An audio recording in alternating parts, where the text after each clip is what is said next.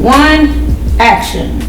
What's good, beautiful people? Today we're going to talk about something that's very, very interesting. Now, normally when you see a sneakerhead video, they would talk about maybe new releases or upcoming releases, or maybe even a countdown of some sort. And it's usually favorable toward the sneaker in a way cosmetically that they might like, or maybe when it comes to how it might feel. But today we're going to talk about something very, very different, and that is beaters. Now, beaters, in my opinion, is considered a shoe that you wear every day. It's a lot of wear and tear, and it really doesn't matter how old or how dirty they get, they still look dope. So with that being said, in my opinion, I have my top 3 beaters right here on display for you. I'm going to start with the Air Jordan 1s, obviously. Those are just a classic. We don't have to go into much detail with that. Then we have your red, white, and blue Converse lows.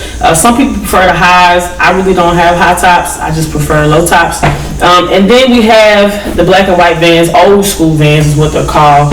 I like to affectionately refer to these as Beetlejuice. I don't know why. Don't ask me that. I don't know why. It's not like you can really ask me because it's a video. But these are my Beetlejuice shoes. One of the cool things that I really prefer about beaters is the fact that they're typically comfortable. They typically can go with any and everything, and you really don't have to do much thought, so you can dress them up or down. When it comes to Jordan 1s, I've done a sneaker video about Jordan 1s before, but I think I did the homage to Holmes. But these are the band Jordan 1s, and I mean, you really can't go wrong with red, black, and white. It pretty much goes with anything. Like black and white goes with anything, then you add in red. It's just a hint of a little splash of color, a little razzle dazzle. So yeah, the Jordan 1s, man, the older they get, the more you see these creases in the shoe. I don't know, it's just, it builds character. And so that's how I feel when I think about the Jordan 1, and it's a Jordan. So I mean, if you have a Jordan, you're pretty much dope, in my opinion. That's just me. Alright, so that's the Jordan 1. Now, the Converse, it can go, a number of ways. I like Converse because you can, like I said, dress them up, you can dress it down, but it really reminds me of just a really classy person, right? You put on a pair of Converse and you kind of expect to see the Converse to be beat up and dirty. Very seldom, unless it's like a particular color, like, I don't know, green or red or something like that. Very seldom do you see a really clean pair of Converse. And I just think, I don't know, it's kind of like the freshman on campus when you can tell it's a freshman. Like, that's how I feel when it comes to Converse. Like, you can tell that you really ain't just did nothing with these shoes yet, so they really ain't really built any character yet. So I prefer Converse to be a little dirty and beat up. And like I said, you put this on, man, I don't know, with a polo and some jeans, and you cuff those bad boys.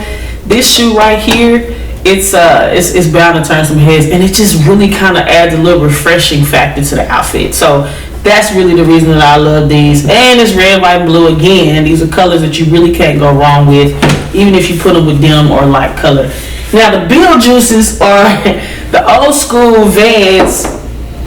I don't know what it is. Like, I feel cooler when I put on Vans, and I really can't, put into words why that is. But man, these old schools, I mean, again, the more beat up they look, they have so many scuff marks, because I literally wear these with anything. Like, I wear them with sweats, I'll throw on some jeans, I'll even throw on some really nice plaid pants, and these are still gonna be dope. Like, people don't even really notice that these are beat up because it's just a classy shoe. It kind of stands on its own. It really doesn't need much of an introduction.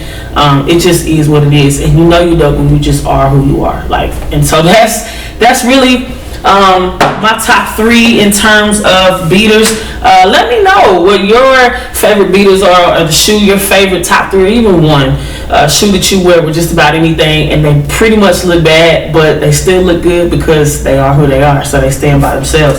Let me know that. So with that being said, along the lines of getting beat, pause. But along the lines of getting beat, You know, my next part of the session typically is education. So with that being said, we're going to talk about the University of Texas in Austin. That's right, University of Texas in Austin. I know you're probably wondering, well, what does Beaters and the University of Texas have in common? Simple. I like to refer to Texas as one of those universities, or University of Texas in Austin. It's one of those universities where it doesn't matter if they get beat, if they don't win a championship, if they get defeated in regular season, it's still the University of Texas in Austin. So it pretty much stands alone. They're world renowned and even closely internationally known.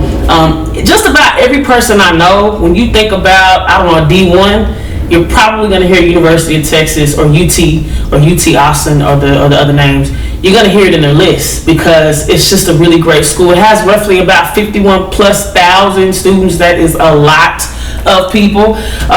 So how I like that they did it, when I went on their website and I was researching, they were talking about the tuition and fees. That's roughly about $11,000. But then if you look on down, it talks about room and board. That's another $11,000. So you're really looking at about 22, maybe 25,000 plus just to attend there, and that's for in-state. Now out of state, that's a whole nother number. But you're looking at, let's see, if you did go out of state and you decided to come here, you're looking at about, I don't know, $40,000 to $50,000 a year. And it's just because it's a D1. It's a really big school. It's located in the city of Austin, so Austin, Texas.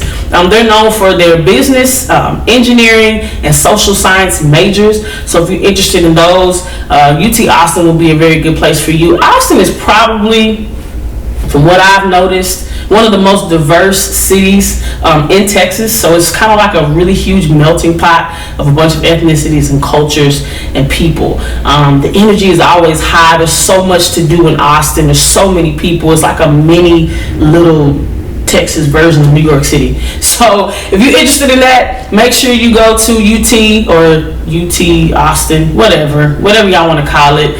Is it Hookem or Hookem? It's Hookem. Either way, it's Hookem. All right. Not to be confused with Phi Beta Sigma, because listen, I'm a Delta, and I always got to sneak that in there. So look, these are horns. All right. So, but shout out to y'all though. 1914. Appreciate it. So that's that. So now that we've gotten the education out of the way, I do want to put this little caveat in here that although I do touch on colleges and I do touch on higher education, please know that you don't have to attend college to be successful. Now, I'm not speaking against colleges. Like I said, I love education. This happens to be the field that I work in.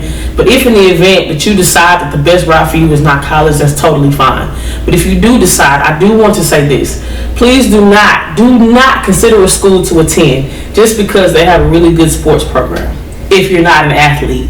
All right? Because college has so much to offer, from networking to just upping your social skills to also education. And again, I think I've spoke about this before, but the majority of your time spent in college is spent outside of a classroom. So just keep that in mind. It's really what you do outside of the classroom that matters just as much as what you do inside of the classroom.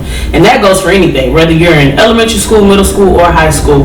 Remember that what you do off the field as an athlete is just as important as what you do on the field. All right, that's that.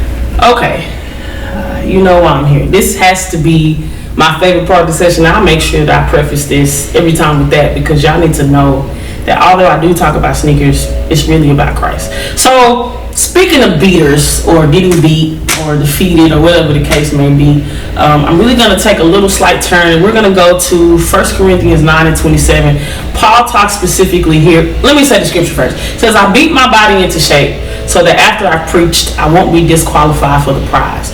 Now, in this particular context, what he's saying is I discipline myself and I make sure that my flesh is brought under subjection, so that when I do go out and I do preach this gospel, that I have first partaken in it, or I have first had part in it, or eaten it, because you're breaking bread, the word is bread, blah, blah, blah. After I have done this, I myself too am in the same boat as you are, in that I'm still learning, I'm still being disciplined, and I'm still learning how to do certain things to please the Father that won't put me in a different box than you, because we're both in this together. So I really just kind of wanted to bring that back into context. A lot of times, you know, you've heard the term practice what you preach, right? That's really, really important. I'm a firm believer that if I'm going to give something to you, then I need to make sure that I've tasted it for myself. Oh, taste and see. But that's another scripture. But it's important that what I preach to to you, I've also made sure that either, and 9 times out of 10, whenever somebody does preach something to you,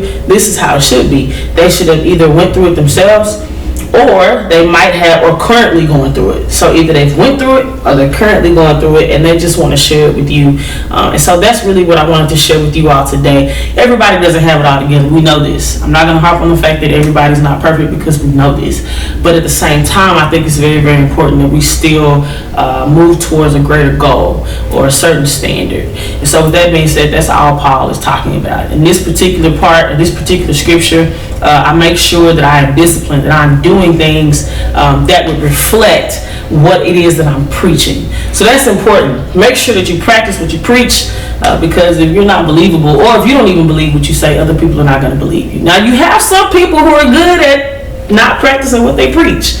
But we live in an age of social media and media in general, so there's always a camera somewhere, there's always a video or a picture somewhere, so it's just important. And I don't think we should do the right thing because there's always somebody watching. We should ultimately do the right thing because we want to please the Father. So that's all I have for you today. I really hope that you all enjoyed this. Again, make sure that you comment what your favorite beaters are. What shoe do you think? The uglier it gets, the better it gets. Man, these are my favorites. And so yeah, that's all I got. People, my folks, my sneakerheads, make sure, I just need y'all to do me a favor, because we family now. At this point, we like 6 or 7 videos in. That means that you my people. And I need you to like, love, subscribe, spread, and visit my website and my handle, so that you all can be on the up and up about any time that I release or drop something new. I just really want to take the time to appreciate you all. And a new part of my segment that I do talk about is local people within the community. I really want to give a shout out to Bree Moore Productions. She's just amazing and dope, and she comes out of Dallas. Alright, so I gotta make sure I shout her out. Y'all make sure y'all go follow her and be on the up and up about what she's doing, be in the know. And so with that being said, that's all I got for you. Hope you enjoyed this video, and please tune in and follow me as I follow Christ, but even more, follow me as I follow Christ, and some dope kicks. Alright.